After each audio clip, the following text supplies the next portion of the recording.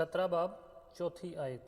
ये औरत अरगवानी और क्रिमजी लिबास पहने हुए और सोने और जवाहर और मोतियों से आरास्ता थी, और एक सोने का प्याला मकरूहात यानी उसकी हरामकारी की नापाकियों से भरा हुआ उसके हाथ में था।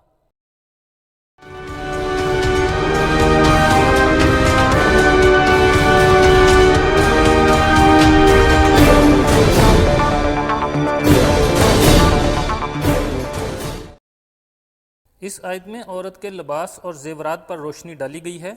वो अरगवानी और क्रिमजी लिबास पहने हुए है और सोने और जवाहर और मोतियों से आरास्ता है। गुलाबी और सुर्ख रंग अगर सच्ची रूहानी चीज़ों के साथ आएँ तो इनका गहरा मतलब होता है। ये रंग पुराने अहदनामा में खैमा इज्तिमा के अंदर के पर्दों और सरदार काहन के लिबास में से अफूद के रंग होते थे, लेकिन इस आयत में दोनों रंग झूठे मजहबी निज़ाम से वाबस्ता हैं और इसकी शान को दुबाला करते हैं। गुलाबी और सुर्ख रंग रोमी हुकूमत के ख़ास रंग थे। ये रोमी शहनशाह के कपड़ों का रंग था। कैसर के सेनेटर इस रंग के फीते इस्तेमाल करते थे। रोमी सिपाहियों ने खुदावंद मसीह को मजाक के तौर पर सुर्ख चोगा पहनाया क्योंकि उसने कहा था कि वह यहूदियों का बादशाह है। गुलाबी और सुर्ख रंग रोमन कैथोलिक चर्च में भी काफ़ी अहमियत रखते हैं और मजहबी इख्तियार और दर्जों के इम्तियाज़ के लिए इस्तेमाल होते हैं। बस ये औरत बादशाहों और सरदार कहनों के लिबास की नकल करती है और उनके इख्तियार और ऊंचे दर्जे को हासिल करना चाहती है।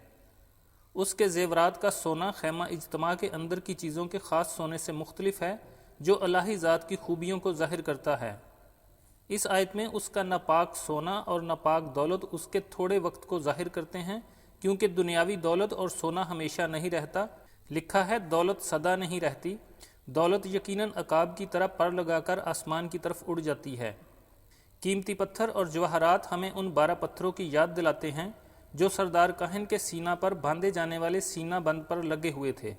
एक एक पत्थर बनी इसराइल के एक एक कबीले को जाहिर करता था, और सीना पर लगने से मुराद है कि खुदा सब बनी इसराइल को अपने सीना से लगाकर रखता है। इस आयत में ये कीमती पत्थर इस औरत की शान को दुबाला करते हैं, जिससे मुराद है कि झूठा मजहब ज़ाहिरा तौर पर बड़ी शान व शौकत वाला मजहब होगा और दुनियावी तौर पर बड़ा मालदार होगा, लेकिन रूहानी तौर पर इसमें कोई खूबसूरती नहीं होगी। वो सच्चे मसीही मजहब की पूरी नकल होगी। उस औरत के हाथ में सोने का प्याला जाहिर करता है कि वो क्या पेश कर सकती है। जो कुछ उस प्याले में है वही वो खुद पीती है और वही दूसरे लोगों को पेश करती है। उसमें मकरूहात यानी उसकी हरामकारी की नापाकियाँ बरी हैं। झूठा और नामी मसीही मजहब सिर्फ नापाक, गुनाह आलूदा और झूठी तालीम पेश कर सकता है जिससे खुदा को नफरत है।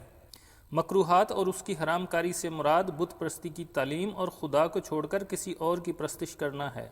जब सच्ची कलीसिया आसमान पर उठाई जा चुकेगी तो बाकी ज़मीन पर सिर्फ झूठी और नामी मसीहत रह जाएगी जो बुत परस्ती की तालीम जायज़ करार देगी और इस तरह रूहानी हरामकारी करने की ज़िम्मेदार होगी।